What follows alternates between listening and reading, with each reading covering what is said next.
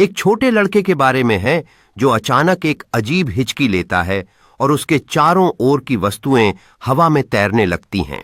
लड़का अब हंस रहा है क्योंकि वह हवा में तैरते गुब्बारे को छूने की कोशिश कर रहा है, जबकि कमरे का फर्नीचर भी हवा में ऊंचा हो रहा है। लड़के की बिल्ली अचंभित होकर एक तैरते हुए मछली के कटोरे को देख रही है, जबकि लड़का खुशी से हंस रहा है और चारों ओर उड़ती हुई वस्तुओं से घिरा हुआ है। लड़का अब उत्साह से भरा हुआ है। जैसे ही वह अपने सिर के ठीक ऊपर तैरते हुए खिलौने के अंतरिक्ष यान को पकड़ने की कोशिश करता है, लड़के की मां कमरे में प्रवेश करती है और चारों ओर उड़ती हुई वस्तुओं को देखकर हैरान रह जाती है, जबकि लड़का इस अजीब स्थिति में गर्वित महसूस कर रहा है।